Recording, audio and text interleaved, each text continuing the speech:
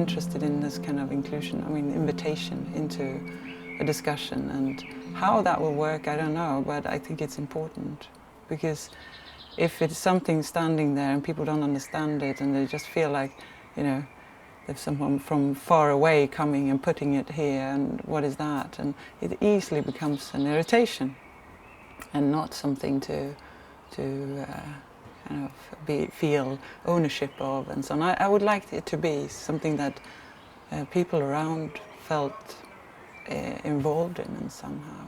I don't know how, but we'll see.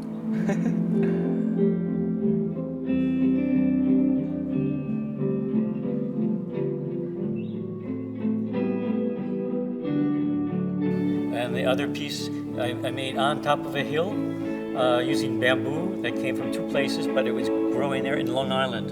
I try to use only natural materials, so I'm very religious about that. My expectations is to come and to see and to experience. I want to discover. Making art is about to find something. So the questions are, how do you enter a landscape? What are you looking for? How does the existing affect your approach to it? It's like very fresh moment to be in this place. It's like this place you never hear, you never had putting your knowledge inside it. I have really appreciated the way that we have worked as a group, the way it was organized. So we had these talks and discussions in Halmstad. It was not only in the beginning or the end, but it came fluently during the project that we were meeting up. I really enjoyed that. I will take that with me.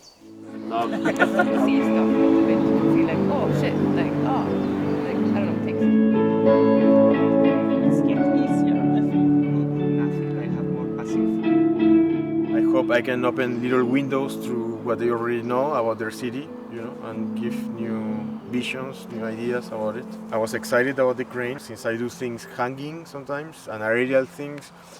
I wanted to see the crane, and this morning I had some ideas that pop up, so I'm like actually very anxious about if I can actually hang something from the crane, you know. I was thinking, yeah, I mean, I'm excited about what we've been doing the whole day, but there is one side in my mind that is always saying, what about the crane? What about the crane?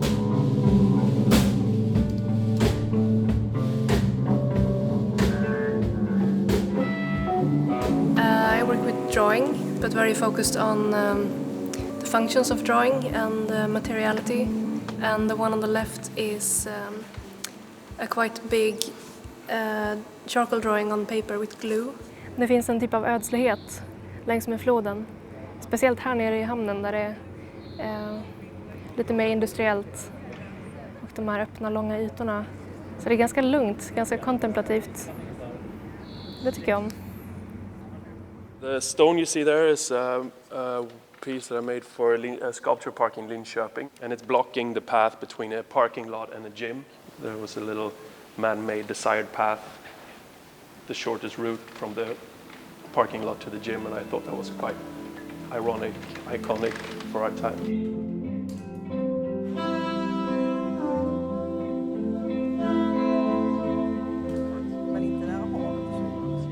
My idea for my art have changed with the landscape.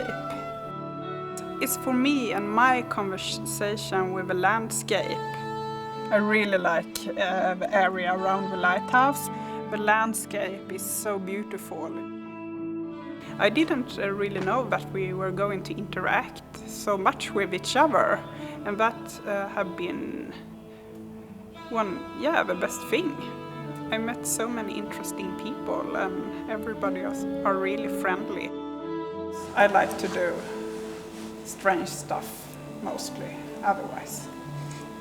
Okay. Did I miss something? No, that was perfect. I will go home and drink a beer, and then I will check on materials. I could find a place here because it has a roughness that I like, some of it. I find it really difficult with this neat gardens and the kind of perfectness of some of it. I'm kind of happy standing here with all this leftovers from the fishing life that once was. But it's also a bit nostalgia, isn't it? There used to be 30 fishing boats and now there are 4. There's that kind of feeling of it used to be a place where it happened, and now it's a place where the summer guests are taking over. And yeah, there's mixed feelings in all of that, isn't it? I looked at the land, the wind, and the sea. And then I listened to some of the discussions of what the farmers and the fishermen have done with some things from the sea besides fishing. And they mentioned the word seaweed. We call seaweed for farming. Yes, it's fertilizer. Yes, for fertilizer. And even for your house, it's to make them warmer, like we call it insulation. Oh, yes. yeah. I've worked before with seaweed on sand, and I know how to do it. And it's here, it's a material that's available. Well, this would be, that feel is really good. Now I have to go to the museum and to see if I can find something that relates to this area, a form that will work on the land, that's graphic enough to see. But I will not make a fish, and I will not make a bird. It has to be some kind of intellectual symbol, something geometric perhaps. Something that is here, and I don't know it yet.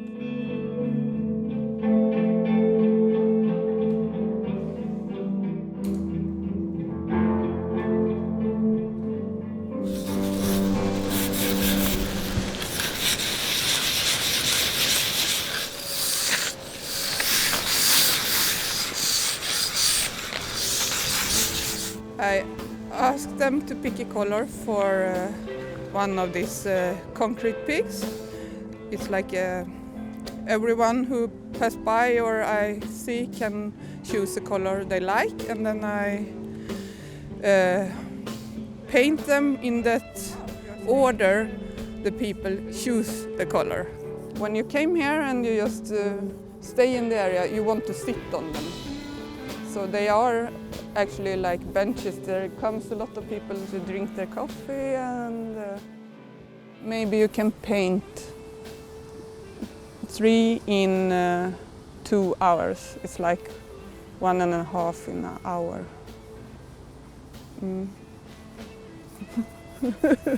It's a lot of work still, but I hope we will have them white like this week. And I hope to start a little bit with the colors as well.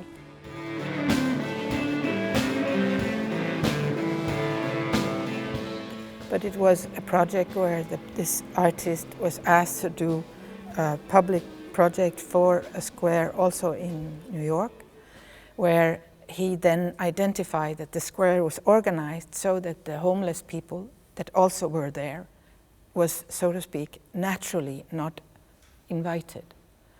And by looking for what was not there on the square, he identified a role for himself.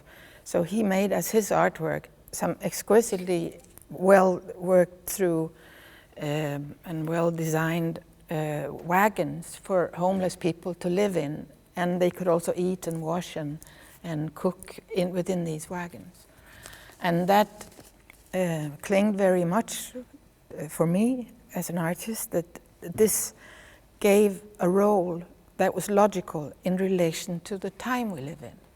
It was a strategy for how to use my lived knowledge of reading space, reading negotiations, working outside of the institution.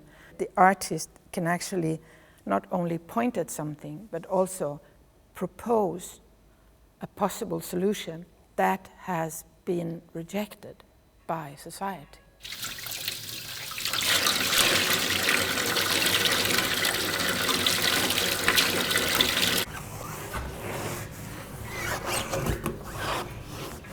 When I arrived to Gothenburg and I visit these waste sites, like these recycling places. where people bring their things. And then I was checking many materials, and then I saw that there were lots of car wheels, lots of tires, and then I started to think about it because tires is very difficult to recycle, and there's always lots in any place where they have lots, and they say take it, do whatever you want immediately, you know. So it has the metal ring inside, and this is another view hanging already from the crane. When you already have the idea and you get attached to the idea, you know, and somehow reality comes and tells you, maybe it's not possible, so you have to rethink all over again what you're gonna do. So that's kind of like sometimes like a stressy, scary moment, which is nice as well to handle it. So it helps you and push you to come out with something good as the other one. You know, not something lower, but something on the same level, or ideally better. So sometimes that's a little bit, I don't want to say hard or difficult, but that's a challenge, you know. I think what's interesting, the notion of what the landscape is. The place in the beginning was identified as a working place. This was built from the beginning as a harbor. So I wanted this harbor to get back, the sound of the harbor to get back on this site, to expose the sound from that period.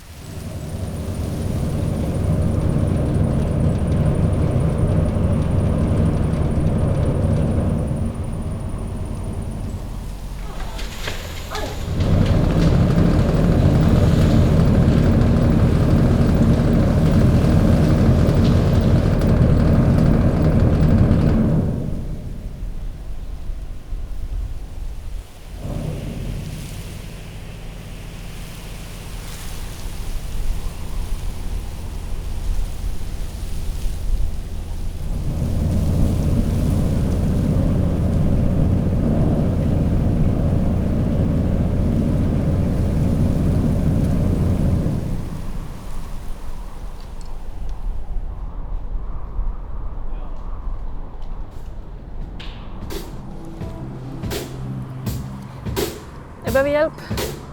Eller du kan ta den där.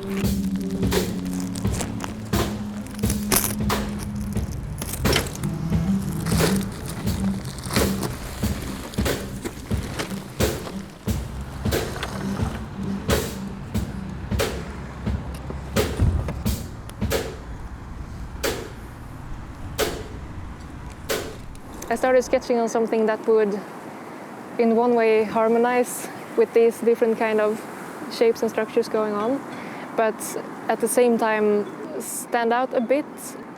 I enjoy making works that disturbs the line of beauty. I started choosing what materials I wanted to work with, and I wanted to use something that has strong signifiers that are very easy to identify, and I also think that the burnt wood sort of tickles a lot of different emotions in a human being because of the smell of it and the look of it, the surface, and also how it feels, this kind of powdery, the falling apart.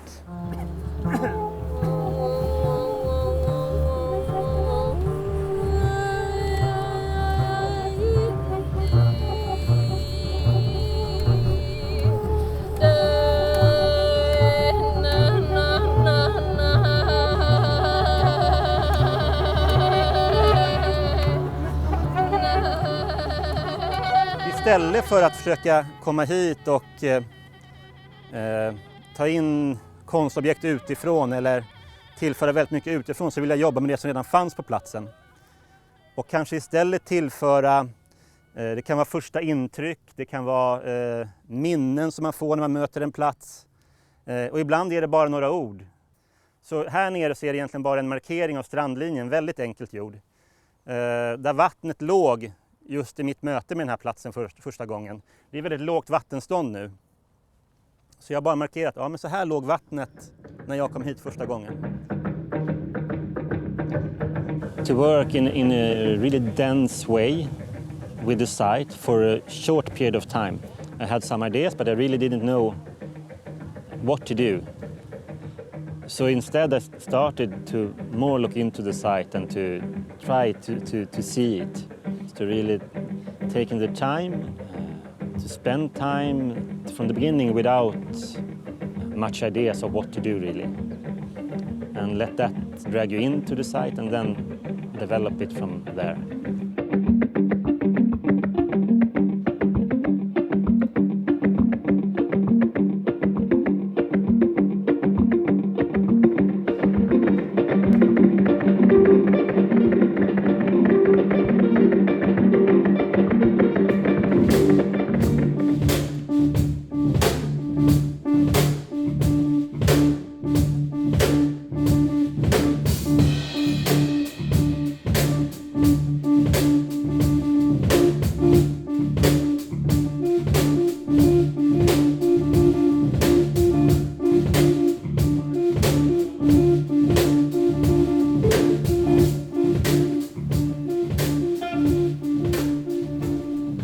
Realized that doing this project is not going to be as easy as I thought.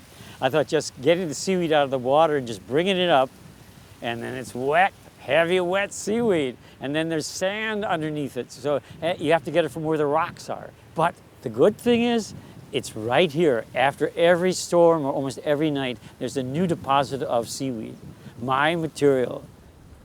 And I was worried there was not going to be enough. And there's a red kind that's seems to be better than the black kind in holding to the ground. Because someone told me it's going to blow away, and I don't think it will. Not so good.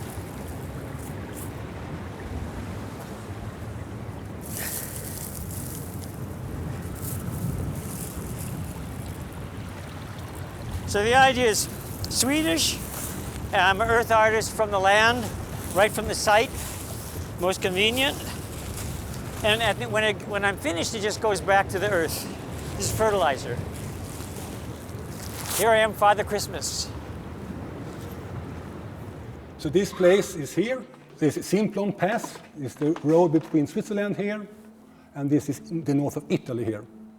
This man, Caspar Jodok von Stockalper. I found this man in the history books, and he was a trading man that in the 17th century. He was trading salt over the mountains from Italy to Switzerland, and he became very rich because of this trading and also very important politically.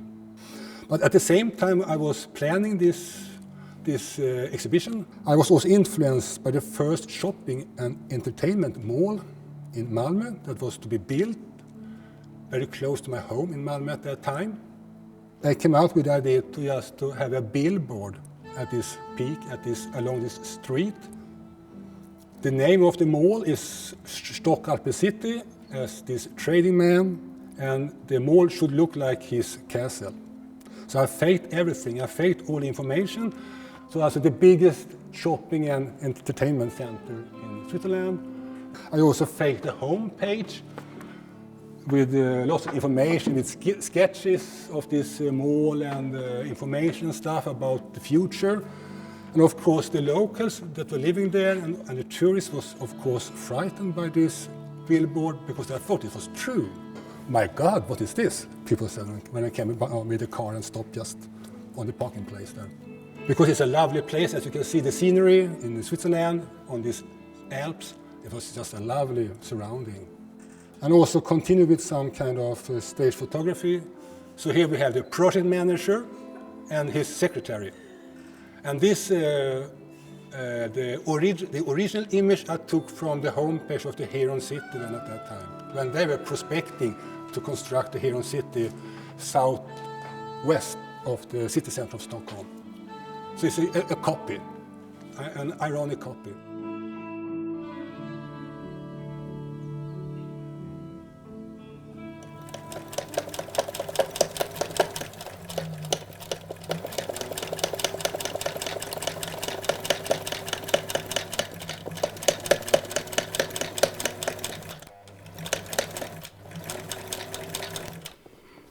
And because it will become a pattern, I will sew on nails all over the fabric. One part of the fabric will be in salty water and the other part will be over water. So it will be a difference between the fabric in the water, because that nails maybe even will disappear into rust. So the fabric will hang like this into the water that I will get from the ocean, salt water. So here you are going to see the water line is going to be somewhere here. So here are the fabric going to be really change, and maybe here too. So, but I don't know how much it will change over the time, and that's part of the interesting, that I can't control what is going to happen to it. I know that it's going to be rust, but I don't really know how.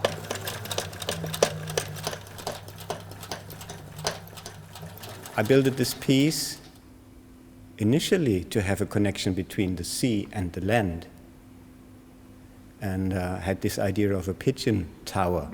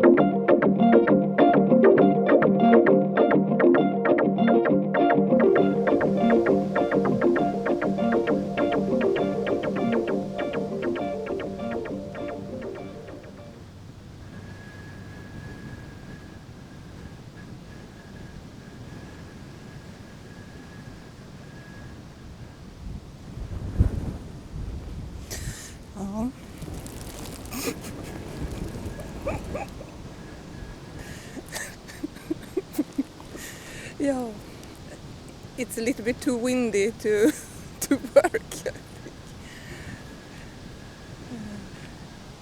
But now I just want it to be like as perfect as possible, and I think that I have to find a solution for doing it much faster.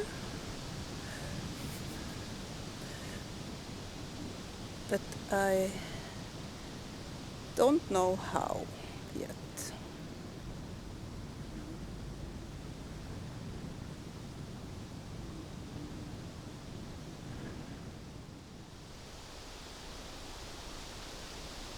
So I would get it wet, put it down, and then step on it. So it adheres to the ground, and it's kind of slimy. But that, I guess, is the glue.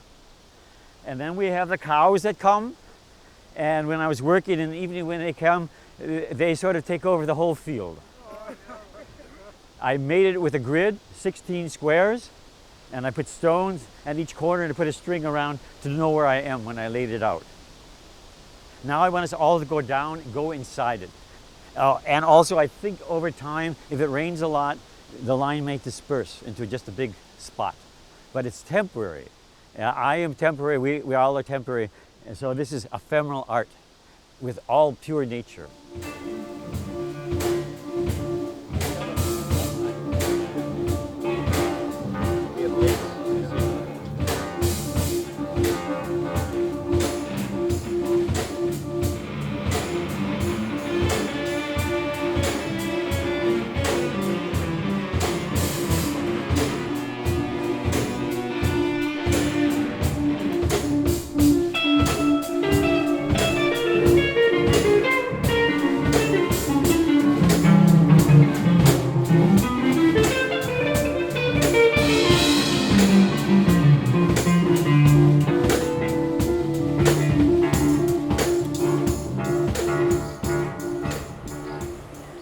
The first time when I asked two fishermen who owns this building, they said it's Cindy's. Oh, okay, could we talk to Cindy? Who is she? I was like, no, it's the boat. that's not the person, it's the boat. And then I thought this is so nice because this is the story of this village. It's the fishing boats is the history and the kind of core of this place. What I'm in process doing is putting up mirrors on the whole building. So it's going to become kind of a reflection on what's around it instead of being itself. So someone who's an uncle of someone has made a whole book with all the names, a picture of them and years and where they were made and so on. So I'm gonna make a kind of almost like a timeline of all the boats around this mirrored surface. So it looks quite dirty and ugly now, but it's going to be very shiny. I mean, it's hard work because the house is so uneven. It's an old house, so try to get it all the surface even.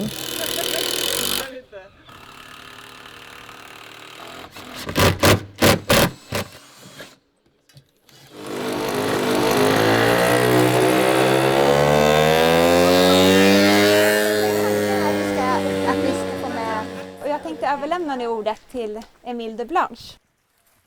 Tack. Välkomna, stanna till vid vernissage. Samtidigt vill jag plocka in ett urbant element och tog in den här billboarden eller affischtavlan som ett sätt att bryta av lite mot den här otroligt gröna, lummiga miljön. Det är konstpaus. Istället då för att arbeta med ganska jobbiga affischtavlor, liksom skriker ut så här reklambudskap och skapar ett ganska negativt klimat, så ville jag arbeta med den här texten som kommer från en samtida poet för att förhoppningsvis kunna skapa lite eftertanke och få folk att fundera lite, tänka till. Vad är det som blir permanent och vad betyder det?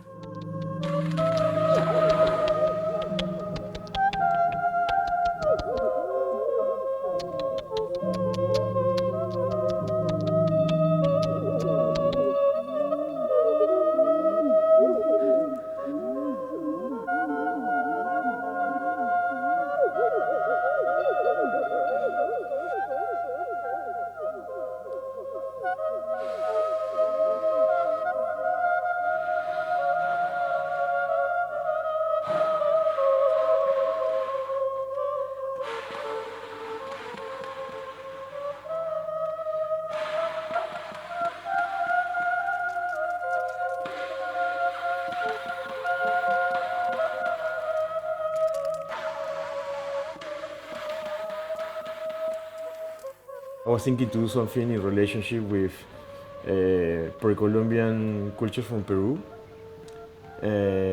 and the Vikings or Celtic people as well, that they were in relationship with stone circles, like Stonehenge, but in Sweden they have it as well, and the stones in general, how they use it to mark the solstice and the equinoxes.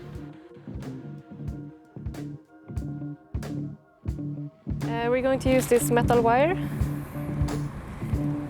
to tie them one on one and try to pay attention to get the form kind of tight, and also to have a good direction upwards, because the trees they have their own natural shapes. They've been growing in different ways, so it's kind of like a puzzle.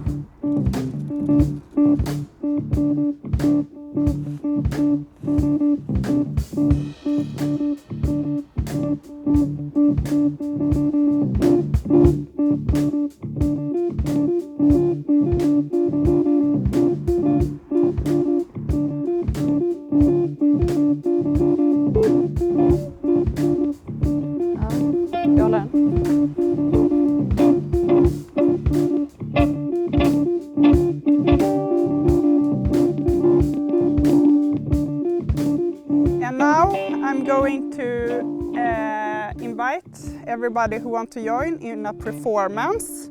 So everybody who wants to can take a bucket and we are going to walk to the ocean.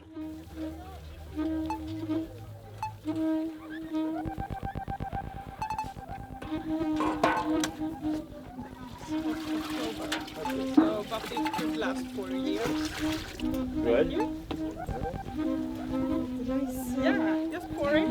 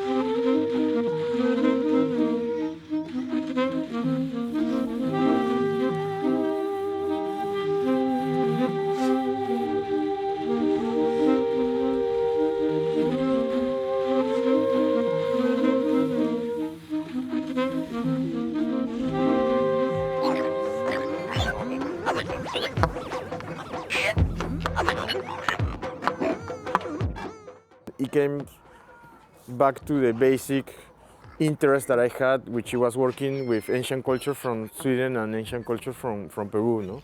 So for that, I'm very, very grateful. We hang it standing up, and it's like a really particular moment when you see it, and normally you have like an instant love to the piece. That didn't happen when I stand it up. So yeah, I decided to put it horizontal. Yeah, I got that love.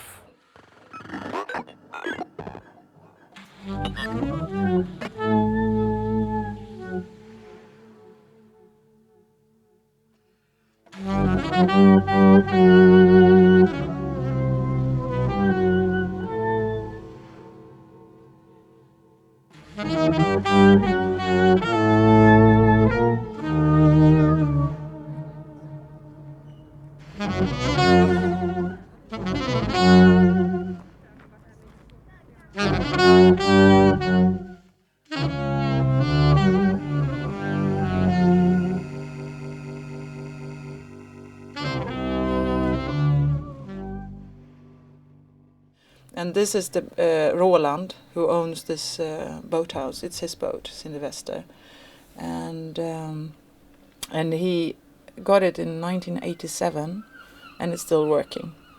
I just had to stand outside this boathouse, and two old fishermen come cycling by and start to talk to them, and then that led to who owns this house, and yeah, he lives up there, and then from that, when he said, yes, you can borrow it, I asked him, do you know anybody who can help me? And he has a friend, a fisherman, whose son is a carpenter. And so it kind of all connected. And this morning I asked Jimmy, the carpenter, and his brother, where if I want to know more about the boats that used to be here, who should I ask? And can I talk to your dad? And so on. And he said, go down to the end of the pier, and there's one of the boathouses, they called it kind of kindergarten for old men.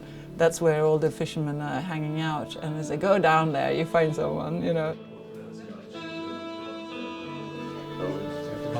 Den finns inte heller, det blir 2004 tror jag. Nej. Den skrotar de där 10, 11, 12 eller något sånt. Ja, så kan man beställa liksom och vänta på. Just det, ja. Nej, det får de inte göra.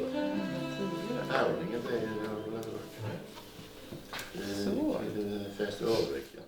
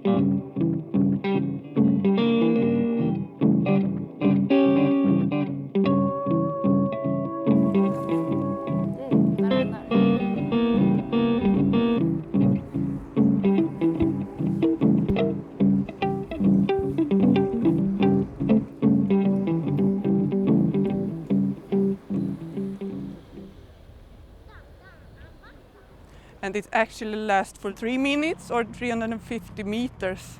So when you walk all the way, the people I have met here in the Tullkammarkajen have chosen a color from a color scheme, so it's not my choice, it's the people's choice. I hope that people will use them to sit on or just be happy to see them, or it's like their own painting, and a little bit of a personal portrait.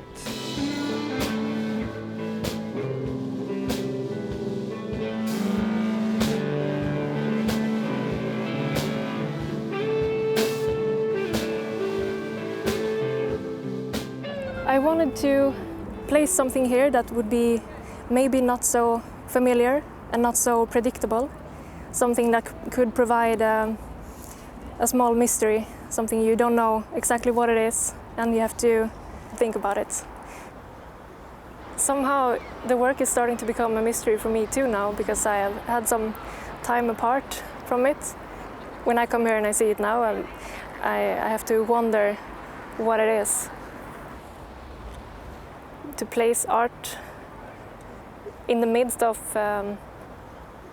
people's daily lives and routines, to present art to people who would maybe normally not go to a gallery. I think it's important that art reaches out into new areas of society. And I think it's very important for people to feel that they are allowed to see art, think about art, and have an opinion about it, even if they haven't studied art or those kind of things. We have a public beach down there, and there's this bike trail going by, so I guess you force people to meet art in a way that they probably maybe wouldn't have otherwise, and I think that can bring out exciting things. All this time up until almost right now has been my process, my thinking through this, analyzing my history, what I have been through, and seeing the scenery from my perspective. And now it's kind of time to let that go and see what this work brings for people that see it for the first time and don't know all about that thinking phase and thinking process, and see if it can stand for itself and what that brings to people. That's really where the next phase of the project starts.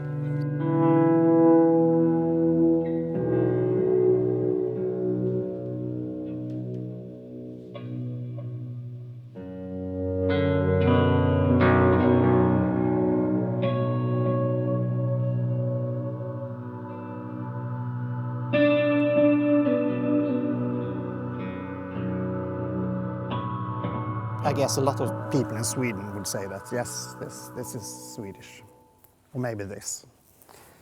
But is this Swedish? A Romanian beggar in a South Swedish town. Some would argue that, no, not Swedish, foreign, and also poor. Swedish people aren't poor, so no, not Swedish.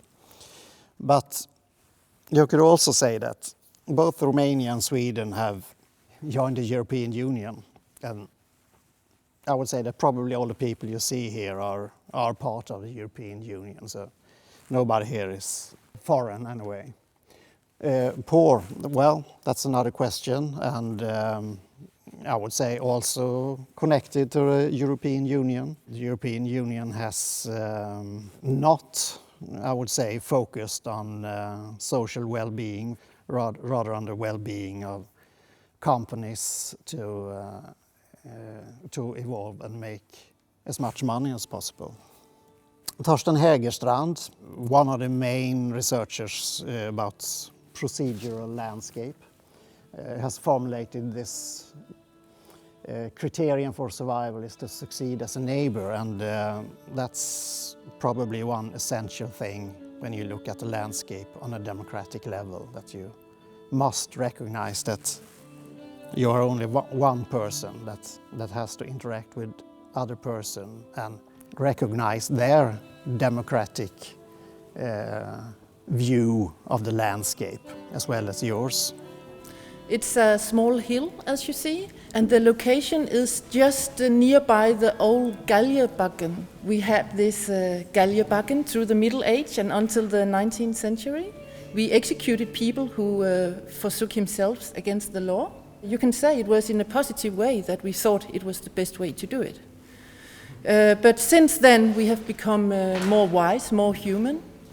And it disturbs me very much the way we are treating people who try to escape from war, poverty or corruption. I ask myself if the ghosts from this time where we have the Galjebakken, if they are still following us in any way, that we think maybe we are doing the best by restrict our society by these rules and laws, but maybe we will get wiser in the future.